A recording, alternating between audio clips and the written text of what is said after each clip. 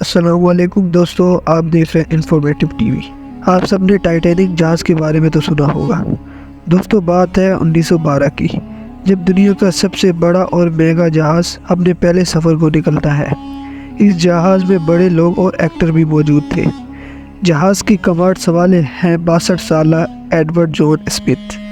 دوستو، یہ وہ جہاز تھا جس کے بارے میں کہا جا رہا تھا یہ کبھی نہ ڈوبنے والا جہاز ہے، اور یہ جہاز صرف ایک کاغذ کی کشتی کی مانند ثابت ہوا۔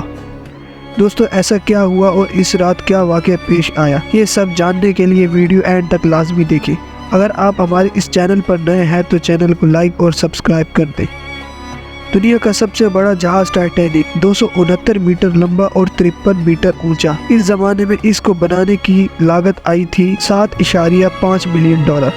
دوستو، اس جہاز کو کچھ اس طرح ڈیزائن کیا گیا تھا، یہ کسی 5 اسٹار ہوٹل کو پیچھے چھوڑ دے گا۔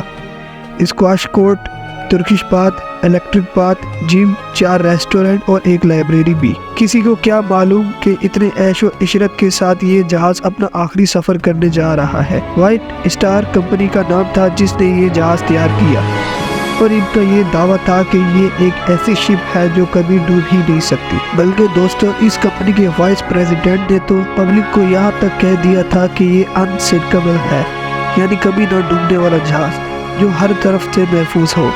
اور ان کو اس جہاز پر اتنا کانفیڈنس تھا کہ انہوں نے لائف بوٹ بھی بہت کم رکھی تھی۔ مسافر اور جہاز مالکان دنیا کے سب سے بڑے جہاز کا سفر کرنے کے لیے لطف اندوز تھے۔ ایڈورڈ جان اسمتھ، دوستو، جن کے بارے میں آپ کو پہلے ہی بتا چکا ہوں کہ وہ اس جہاز کے کپتان تھے، ان کو وائٹ اسٹار کمپنی کی جانب سے یہ ہدایت دی گئی تھی کہ وہ اٹلانٹک اوشن کو بہت کم وقت میں پار کر کے ایک نیا عالمی ریکارڈ بنائے۔ چنانچہ انہوں نے ٹائٹینک کو تیز رفتار میں چلانا شروع کر دیا، اور انہوں نے دوسرے بحری جہازوں سے ملنے والی اطلاعات کو نظر انداز کر دیا۔ ان کا کہنا یہ تھا کہ سمندر میں بڑے بڑے آئس برگ موجود ہیں جو کسی بھی حادثے کا سبب بن سکتے ہیں۔ سمندر میں دھند کے باعث دور دور تک کچھ نظر نہیں آ رہا تھا، اور کیپٹن کے پاس دوربین بھی نہ تھی۔ یہی وجہ تھی کہ جہاز کا عملہ زیادہ دوری تک دیکھنے سے قاصر تھا۔ دوستو، آئس برگ کی خبر کپتان اسمتھ کو اس وقت ہوئی جب جہاز اس کے قریب آ پہنچا تھا۔ اس وقت ٹائٹینک تقریباً 30 میل فی گھنٹہ کی رفتار سے سفر کر رہا تھا۔ اسمتھ نے پوری قوت سے جہاز کا رخ تبدیل کرنے کا حکم دیا، مگر اس کی رفتار زیادہ تھی اور فاصلہ کم۔ دوستو، جس آئس برگ سے جہاز ٹکرایا وہ اچھا خاصا بڑا تھا۔ سائنسدانوں کا ماننا ہے کہ آئس برگ کا وزن تقریباً 1.5 ملین ٹن تھا۔ آئس برگ کا ٹکراؤ جہاز کے سامنے والے حصے سے ہوا۔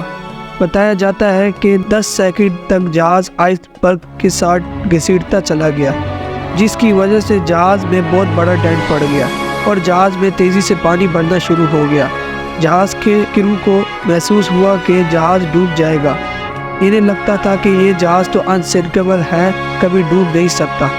دوستو، جیسا کہ میں نے شروع میں بتایا ہے کہ اس جہاز کو انسنکیبل مانا جاتا تھا۔ اس کی وجوہات یہ تھی کہ جہاز کی باٹم لیئرز ڈبل تھی، یعنی ایک لیئر ٹوٹ بھی گئی تو دوسری لیئر بچا لے گی۔ جو آئس برگ ٹکرایا تھا وہ سائیڈ میں لگی سنگل لیئر سے ٹکرایا تھا۔ وہ جو ڈبل باٹم لیئر تھی وہ کسی کام کی نہ رہی، کیونکہ سائیڈ میں تو سنگل لیئر تھی۔ دوستو، جہاز میں پانی اتنا جمع ہو گیا کہ جہاز کا اگلا حصہ ڈوبنے لگا۔ اس صورت سے نپٹنے کے لیے جہاز میں لائف بوٹ بھی بہت کم تھی۔ جہاں 60 لائف بوٹ ہونی چاہیے تھی وہاں صرف 20 رکھی گئی، جو کہ مسافروں کی تعداد کے حساب سے بہت کم تھی۔ ان لائف بوٹ کی مدد سے صرف 700 افراد ہی اپنی جان بچانے میں کامیاب ہوئے۔ رات کے 2 بج چکے تھے جب آخری لائف بوٹ پانی میں اتاری گئی، لیکن جہاز میں ابھی بھی 1000 کے لگ بھگ لوگ موجود تھے۔ بتایا جاتا ہے دوستو، تقریباً 2:20 میں جہاز 2 ٹکڑوں میں سمندر میں ڈوب گیا۔ 1000 لوگ جو جہاز میں موجود تھے یا تو وہ جہاز کے ساتھ پانی میں ڈوب گئے، یا تو پھر جن کو تیرنا آتا تو وہ ٹھنڈ کی وجہ سے مارے گئے۔ پانی کا ٹیمپریچر -2 ڈگری سینٹی گریڈ تھا۔ دوستو، جہاز کے کپتان ایڈورڈ اسمتھ، جنہوں نے بہت ہی بہادری کا مظاہرہ کیا، وہ بچوں اور عورتوں کو بچانے میں مصروف رہا۔ وہ آخری انسان تھا جو جہاز کے وہیل پر کھڑا رہا۔ کپتان ایڈورڈ اسمتھ نے جہاز سے چھلانگ تب لگائی جب جہاز میں کوئی بھی نہ بچ سکا۔ کپتان کے اس جذبے کو دیکھ کر برطانوی گورنمنٹ نے ان کا ایک مجسمہ بنوایا، दोस्तों कप्तान ने मदद के लिए कई जहाज़ों को SOS सिग्नल्स भेजे, लेकिन तब तक बहुत देर हो चुकी थी। सुबह के वक्त कारपेथिया नामी एक जहाज टाइटैनिक की जगह पहुंचा, लेकिन तब तक वो पूरी तरह से डूब चुका था। 73 बरस बाद 1 सितंबर 1985 को एक सर्च ऑपरेशन करने के बाद जहाज को ढूंढ लिया गया। जहाज का मलबा समंदर में तकरीबन 12,000 फीट की गहराई में दरियाफ्त कर लिया गया। 1997 में इस वाक़े को मद्देनज़र रखते हुए एक फिल्म भी बनाई गई, जिसने बहुत मकबूलियत हासिल की। ये दुनिया की पहली फिल्म थी जिसने बॉक्स ऑफिस में $1 अरब कमाने का वर्ल्ड रिकॉर्ड बना लिया था। टाइटैनिक के मौजू पर लातादाद किताबें लिखी गई। दोस्तों उम्मीद है आप लोगों को आज की वीडियो अच्छी लगी होगी।